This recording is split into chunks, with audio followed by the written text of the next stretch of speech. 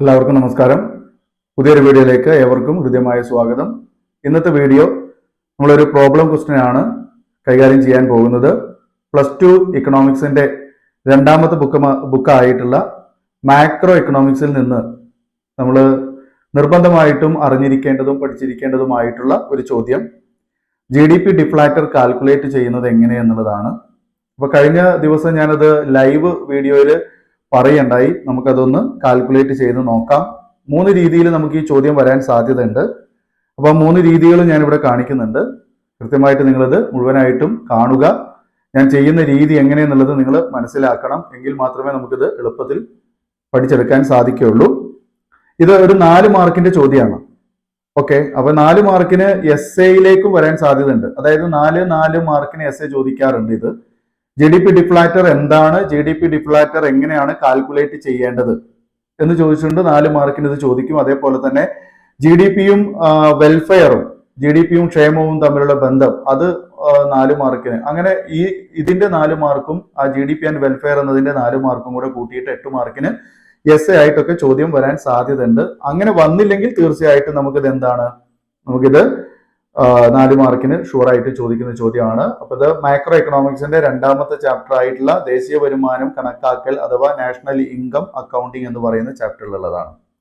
അപ്പൊ ഞാൻ ഇവിടെ കൊടുത്തിരിക്കുന്ന ചോദ്യം നോക്കാം. ഒരു സമ്പദ് വ്യവസ്ഥയുടെ നോമിനൽ GDP 4000 കോടിയും യഥാർത്ഥ GDP 2200 കോടിയുമാണ്.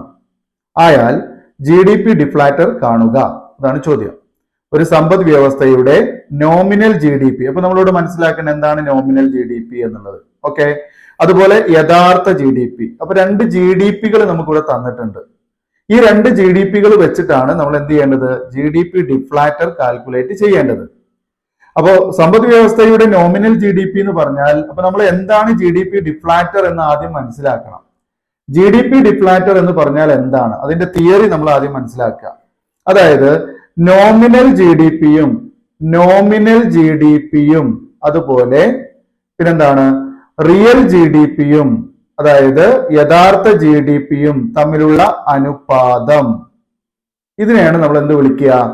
GDP ഡിഫ്ലാറ്റർ എന്ന് വിളിക്കുന്നത്. ഈ സംഭവമാണ് GDP ഡിഫ്ലാറ്റർ. ഓക്കെ, അപ്പൊ nominal GDP divided by real GDP into 100. അപ്പൊ നമുക്കിവിടെ നോക്കിയാൽ മനസ്സിലാവും. ഞാൻ ഇവിടെ നോമിനൽ എന്ന് കഴിഞ്ഞ് GDP എഴുതിയിരിക്കുന്നത് ക്യാപിറ്റൽ ലെറ്ററിലാണ്. താഴെ റിയൽ എന്ന് എഴുതിയിട്ട് അതിന്റെ കൂടെ എഴുതിയുള്ള GDP സ്മോൾ ലെറ്ററിലാണ്. അപ്പോ ഇത് തമ്മിലൊരു വ്യത്യാസമുണ്ട് അല്ലെ? GDP വായിക്കുമ്പോൾ രണ്ടും ഒരേപോലെയാണ്, പക്ഷെ എന്താണ്, കാണുമ്പോൾ വ്യത്യാസമുണ്ട് അല്ലെ? എഴുത്തിൽ വ്യത്യാസമുണ്ട്. അപ്പൊ ഇവിടെ ക്യാപിറ്റൽ GDP എന്നാണെങ്കിൽ, ഓക്കെ, ക്യാപിറ്റൽ ലെറ്ററിലാണ് GDP എന്ന് എഴുതുന്നതെങ്കിൽ അത് എന്തിനെ കാണിക്കുന്നതാണ്? അത് നോമിനൽ GDPയെ കാണിക്കുന്നതാണ്. ഓക്കെ, ക്യാപിറ്റൽ ലെറ്ററിലുള്ള GDP ആണെന്നുണ്ടെങ്കിൽ അത് നോമിനലിനെ കാണിക്കും. നോമിനൽ എന്ന് പറഞ്ഞാൽ എന്താണ്? തന്നാണ്ട് വിലയിലുള്ള എന്ന് പറയാം. ഓക്കെ, തന്നാണ്ട് വർഷത്തെ അല്ലെങ്കിൽ തന്നാണ്ട് വിലയിലുള്ള GDP എന്ന് വിളിക്കാം. അതല്ലെങ്കിൽ മലയാളത്തിൽ തന്നെ നോമിനൽ എന്നുള്ളത് തരാം. അതല്ലെങ്കിൽ നാമമാത്ര എന്ന് പറയാം. അതുമല്ലെങ്കിൽ നിലവിലുള്ള GDP, അങ്ങനെയൊക്കെ പറയാൻ പറ്റും. അല്ലെങ്കിൽ കറന്റ് പ്രൈസിലുള്ള GDP എന്നൊക്കെ ഇതിനെ വിളിക്കാൻ പറ്റും, നോമിനൽ എന്നുള്ളതിനെ. ഓക്കെ, സാധാരണ നമ്മൾ അതിനെ മലയാളീകരിക്കുന്നത് പണ GDP എന്നാണ്. പണ GDP എന്നും വിളിക്കും. ഓക്കെ, അപ്പൊ നോമിനൽ GDPയെ തന്നാണ്ട് വിലയിലുള്ള GDP എന്നോ പണ GDP എന്നോ ഒക്കെ വിളിക്കാം. മനസ്സിലാവുണ്ടല്ലോ? അതുപോലെ എന്ന് വെച്ചാല് ഇതെന്താണ്? ഇത് കറന്റ് പ്രൈസ് GDP ആണ്, നിലവിലുള്ള. അതാണ് തന്നാണ്ട് എന്ന് പറഞ്ഞാൽ നിലവിലുള്ളത് എന്നാണ്. കറന്റ് വിലയിലുള്ള അല്ലെങ്കിൽ കറന്റ് വർഷത്തെ GDP എന്നാണ്. റിയൽ GDP എന്ന് പറഞ്ഞാൽ എന്താണ്? യഥാർത്ഥ GDP എന്നാണ് അർത്ഥം. യഥാർത്ഥ GDP എന്നാണ്. ഓക്കെ, യഥാർത്ഥ GDP എന്ന് പറഞ്ഞാല് അതെന്താണ്? ബേസ് ഇയറിലുള്ള GDP ആയിരിക്കും, അടിസ്ഥാന വർഷത്തെ GDP ആയിരിക്കും. ഓക്കെ, റിയൽ GDP എന്ന് പറഞ്ഞാൽ എന്തായിരിക്കും? ഒന്നുകിൽ യഥാർത്ഥ GDP അല്ലെങ്കിൽ അടിസ്ഥാന വർഷത്തെ GDP എന്നൊക്കെ പറയാം അതിനെ. മനസ്സിലാവുണ്ടല്ലോ? യെസ്. അപ്പൊ ഇത് രണ്ടും നിങ്ങൾക്ക് മനസ്സിലായെന്ന് വിചാരിക്കുന്നു. അതായത് GDP ഡിഫ്ലാറ്റർ നമ്മൾ കാണുന്നത് എങ്ങനെയാണ്? GDP ഡിഫ്ലാറ്റർ നമ്മൾ കാണുന്നത്, അതിന് നമുക്കൊരു ഇക്വേഷൻ ഉണ്ട്. ആ ഇക്വേഷൻ എന്താണ്? GDP deflator equal to capital letter GDP divided by small letter GDP into 100 എന്ന സമവാക്യമാണ് ഉപയോഗിക്കുന്നത്. ഓക്കെ, അപ്പൊ എവിടെ G D P deflator calculate ചെയ്യാൻ പറഞ്ഞാൽ നമ്മൾ ഉപയോഗിക്കേണ്ട സമവാക്യം എന്താണ്? G D P deflator equal to G D P divided by G D P into 100 എന്നാണ്. ഓക്കെ, അപ്പൊ ആദ്യത്തെ ജി ഡി പി എന്തിനെ സൂചിപ്പിക്കുന്നതാണ്? നോമിനൽ ജി ഡി പി ആണ്. കണ്ടോ, നോമിനൽ ജി ഡി പി ആണ്. ഓക്കെ, രണ്ടാമത്തെ ജി ഡി പി എന്തിനെ സൂചിപ്പിക്കുന്നതാണ്? അത് റിയൽ ജി ഡി പി ആണ്, യഥാർത്ഥ ജി ഡി പി ആണ്. ഓക്കെ, അല്ലെങ്കിൽ അടിസ്ഥാന വർഷത്തെ ജി ഡി പി ആണ്. അപ്പൊ നമ്മൾ എന്താ ചെയ്യേണ്ടത്? തന്നിരിക്കുന്ന നോമിനൽ ജി ഡി പിയുടെ വിലയെ, അല്ലെ, തന്നിരിക്കുന്ന യഥാർത്ഥ ജി ഡി പിയുടെ വില കൊണ്ട് ഹരിക്കുക, ശേഷം 100 കൊണ്ട് ഗുണിക്കുക. അത്രേ പണിയുള്ളൂ. അപ്പൊ നമുക്ക് എങ്ങനെ കിട്ടും? അവിടെ നോമിനൽ ജി ഡി പി എന്ന് പറഞ്ഞാൽ എത്രയാണ്? 4000. അത് നമ്മൾ ആ ഇക്വേഷനിൽ കൊടുക്കുക. 4000 ഡിവൈഡഡ് ബൈ അതുപോലെ 8. കണ്ടാ, 4000 കൊടുത്തു, അതുപോലെ ഡിവൈഡഡ് ബൈ അതുപോലെ എഴുതി. പിന്നെന്താണ്? റിയൽ ജി ഡി പി, യഥാർത്ഥ ജി ഡി പി എത്ര? 2200. നമ്മളിവിടെ അതേപോലെ എഴുതി 2200. ചിഹ്നം ഗുണിക്കണം എന്നാണ്. ദെൻ 100 ഇങ്ങോട്ട് കൊണ്ടുവരിക. ഓക്കെ, മനസ്സിലായോ ചെയ്തത്? ഓക്കെ, അപ്പൊ നോമിനൽ ജി ഡി പിയുടെ സ്ഥാനത്ത് നോമിനൽ ജി ഡി പിയുടെ വില കൊടുക്കുക, അതുപോലെ യഥാർത്ഥ ജി ഡി പിയുടെ സ്ഥാനത്ത് യഥാർത്ഥ ജി ഡി പിയുടെ വില കൊടുക്കുക. അത്രേ ഉള്ളൂ. ഓക്കെ, ഇനി നമ്മൾ എന്ത് ചെയ്യുക? ഇത് രണ്ടും കൂടെ ഹരിക്കുക. 4000-ത്തെ 2200 കൊണ്ട് ഹരിക്കുക. 4000-ത്തെ 2200 കൊണ്ട് ഹരിക്കുമ്പോ നമ്മൾ കാൽക്കുലേറ്റർ വെച്ച് ഹരിക്കാം. കയ്യുമ്പിലും കാലുമ്പിലും ഒന്നും ചെയ്യാൻ നിൽക്കണ്ട, കാൽക്കുലേറ്റർ ഉപയോഗിക്കാം. അപ്പൊ നമുക്ക് 1.81 എന്ന് കിട്ടും. 1.81. പോയിന്റ് കഴിഞ്ഞിട്ട് കുറെ സംഖ്യകൾ സ്ക്രീനിൽ ഉണ്ടാകും. അപ്പൊ നമ്മള് പോയിന്റ് കഴിഞ്ഞ് 2 സംഖ്യ മാത്രം എടുത്താൽ മതി. 1.81. എന്നിട്ട് ഈ ചിഹ്നം ഇങ്ങോട്ട് കൊണ്ടുവരിക, ഗുണിക്കണം. എന്നിട്ട് 100 അവിടെ ഉണ്ട്, അത് ഇങ്ങോട്ട് കൊണ്ടുവരിക. ഇപ്പൊ നമ്മൾ 1.81 എവിടുന്ന് കിട്ടി? 4000-ത്തെ നമ്മൾ എന്ത് ചെയ്ത്? 2200 കൊണ്ട് ഹരിച്ചപ്പോ കിട്ടിയതാണ് 1.81. ഓക്കെ, ചിഹ്നം ഗുണിക്കണം ഇങ്ങോട്ട് കൊണ്ടുവന്നു, അതിന്റെ അപ്പുറത്തുള്ള 100-നെയും കൊണ്ടുവന്നു. ഈ 1.81 ഇനി എന്ത് ചെയ്യണം? 100 കൊണ്ട് ഗുണിക്കണം. അപ്പൊ നമുക്ക് എന്താ കിട്ടുക? 181 കാൽക്കുലേറ്ററിൽ ചെയ്ത് നോക്കിയാൽ നിങ്ങൾക്ക് മനസ്സിലാവും. 181.81 എന്ന ആൻസർ ആണ് നമുക്ക് കിട്ടുന്നത്. ഓക്കെ, ഇതാണ് ശരി. ക്ലിയർ? ഇനി നമുക്ക് ഇതേപോലെ മറ്റൊരു ചോദ്യം ഞാൻ ഇവിടെ കാണിച്ചു തരാം. എന്താണ് മറ്റൊരു ചോദ്യം? ഒരു സമ്പദ് വ്യവസ്ഥയുടെ ജി ഡി പി 2020 6000 കോടിയാണ്. 2020 6000 കോടിയാണ്. തന്നിരിക്കുന്ന വാല്യൂവിന്റെ അവിടെ ശ്രദ്ധിച്ചാൽ മതി. ഓക്കെ, അപ്പൊ 2020 എന്ന് പറഞ്ഞ വർഷം ശ്രദ്ധിക്കുക, അതുപോലെ എത്രയാണ് അളവ് എന്ന് ശ്രദ്ധിക്കുക. ഓക്കെ, അതുപോലെ അടുത്ത വർഷം എത്ര തന്നിരിക്കുന്നത്? 2024 എത്രയാണ്? 7500 കോടി. അപ്പൊ മക്കളെ ഇവിടെ എന്താണ്? അപ്പൊ നമുക്കിത് കാൽക്കുലേറ്റ് ചെയ്യുമ്പോൾ എന്താ വേണ്ടത്? സമവാക്യം, അല്ലെ? G D P deflator equal to capital letter G D P divided by small letter G D P into 100 എന്നല്ലേ സമവാക്യം, അല്ലെ? ഇനി നമ്മൾ അതിലേക്ക് വില കൊടുക്കുന്നു. ഇവിടെ capital letter G D P ഏതാണ്? എങ്ങനെ capital letter G D P കാണുക? Capital letter G D P എന്ന് പറഞ്ഞ എന്താണ്? അത് നമ്മളിവിടെ കാണിച്ചിട്ടുണ്ട്. എന്തായിരുന്നത്? ഒന്ന് നോമിനൽ ജി ഡി പി, അല്ലെങ്കിൽ തന്നാണ്ട് വിലയിലുള്ള ജി ഡി പി, അല്ലെങ്കിൽ പണ ജി ഡി പി, അല്ലെ? അപ്പൊ തന്നാണ്ട് വില എന്ന് പറഞ്ഞാൽ എന്താ അർത്ഥം? തന്നാണ്ട് വില എന്ന് പറഞ്ഞാൽ നിലവിലുള്ള വർഷം അല്ലെങ്കിൽ പുതിയ വർഷം, അതാണ് തന്നാണ്ട് വില.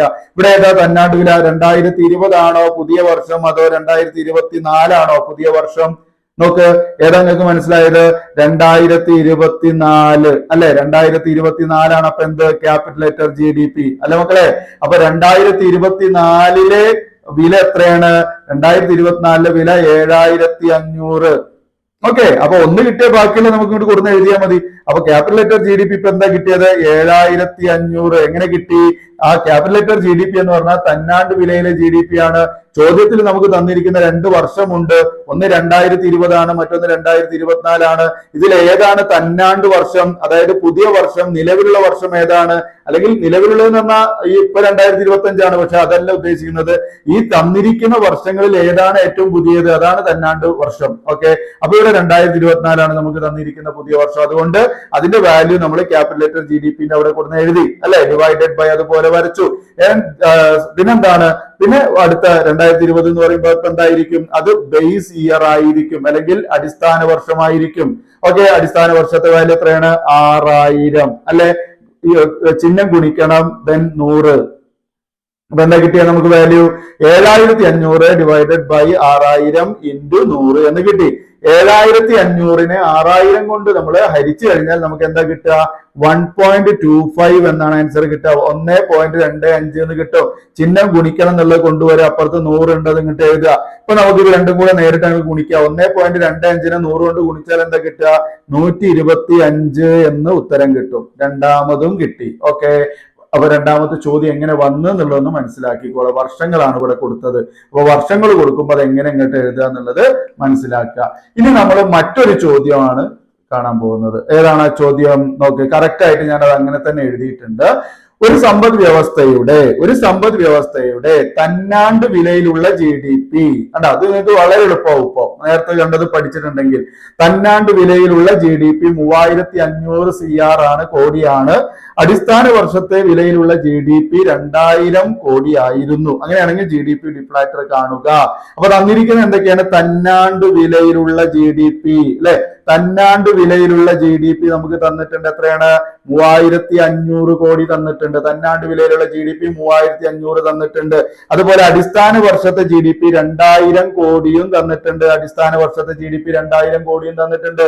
ഓക്കെ, അപ്പൊ അങ്ങനെയാണെങ്കിൽ നമുക്ക് എന്താണ് ഈ സമവാക്യം കൊടുക്കുമ്പോൾ എന്താ എഴുതുക? GDP ഡിഫ്ലാറ്റർ, അങ്ങനെ തന്നെ എഴുതണം. അത് GDP deflator equal to capital letter GDP divided by small letter GDP ഗുണിക്കണം 100 എന്നാണ്. ആണല്ലോ? യെസ്, ഇതിങ്ങനെ കൂടെ എഴുതിയാലേ നിങ്ങൾക്ക് ഇത് വീണ്ടും മനസ്സിലാവുള്ളൂ, ഇത് മറക്കാതിരിക്കുള്ളൂ കേട്ടോ. ഓക്കെ, അപ്പൊ ഇവിടെ നമുക്ക് ക്യാപിറ്റൽ ലെറ്റർ GDP നിങ്ങൾ പറ, ഏതാണ്? എളുപ്പത്തിൽ കിട്ടൂലോ. ഏതാണ്? അടിസ്ഥാന വർഷത്തെ വിലയിലുള്ള GDP ആണോ? തന്നാണ്ട് വിലയിലുള്ള GDP ആണോ? ഏതാണ് ക്യാപിറ്റൽ ലെറ്റർ GDP? തന്നാണ്ട് വിലയിലുള്ള GDP അല്ലെ? തന്നാണ്ട് വിലയിലുള്ള GDP എത്രയാണ്? 3500 അല്ലെ? 3500. അപ്പൊ ക്യാപിറ്റൽ ലെറ്റർ GDPന്റെ അവിടെ നമ്മൾ എന്ത് കൊടുത്തു? 3500 കൊടുത്തു. ഡിവൈഡഡ് ബൈ ചിഹ്നം വരച്ചു. ദെൻ അടിസ്ഥാന വർഷത്തെ വിലയിലുള്ള GDP എത്രയാണ്? അത് നമുക്ക് 2000 തന്നിട്ടുണ്ട്. അത് താഴെ കൊടുന്ന് എഴുതുക. അപ്പൊ 3500 ഡിവൈഡഡ് ബൈ 2000, ചിഹ്നം ഗുണിക്കണം. ദെൻ 100 ഉണ്ട്, അങ്ങോട്ട് കൊണ്ടുവരിക. 3500നെ 2000 കൊണ്ട് ഡിവൈഡ് ചെയ്താൽ നമുക്ക് എന്താ കിട്ടുക? നമുക്ക് 1.75 എന്ന് പറയുന്ന ഒരു സംഖ്യ കിട്ടും അല്ലെ? 1.75 എന്ന് പറയുന്ന ഒരു സംഖ്യ കിട്ടും. ഓക്കെ, ദെൻ ഗുണിക്കണം, എഴുതുക. 100 ഇങ്ങോട്ട് കൊണ്ടുവരിക. എത്രയാ? രണ്ടും കൂടെ ഗുണിച്ചാൽ എന്താ കിട്ടുക?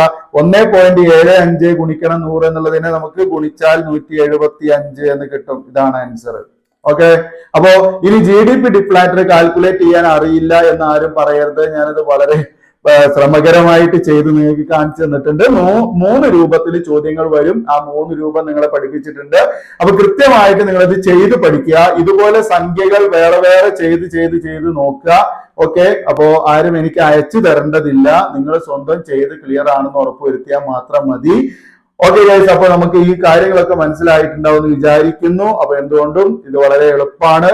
വളരെ ബുദ്ധിമുട്ടായിട്ടൊന്നും പഠിക്കേണ്ടതില്ല. വളരെ ഈസി ആയിട്ട് പഠിക്കാം. പഠിച്ചത് മറന്നു പോവാതിരിക്കാൻ വീണ്ടും എഴുതി ചെയ്ത് പഠിക്കാത്തേ രക്ഷയുള്ളൂ. ഓക്കെ, അപ്പൊ ഈ വീഡിയോ നിങ്ങൾക്ക് ഇഷ്ടപ്പെടുകയാണെങ്കിൽ തീർച്ചയായും ലൈക്ക് ചെയ്യാനും അതുപോലെ സബ്സ്ക്രൈബ് ചെയ്ത് ബെൽ ബട്ടൺ എനേബിൾ ചെയ്ത് വെക്കാനും മറക്കരുത്. അതുപോലെ മാക്സിമം സപ്പോർട്ട് ചെയ്യുക, ഷെയർ ചെയ്യുക. ഇനി നമുക്ക് വീണ്ടും പുതിയൊരു ടോപ്പിക്കുമായിട്ട് പുതിയ വീഡിയോയിൽ കാണാം. വീഡിയോ കണ്ടിരുന്ന എല്ലാവർക്കും നന്ദി. Thanks for watching.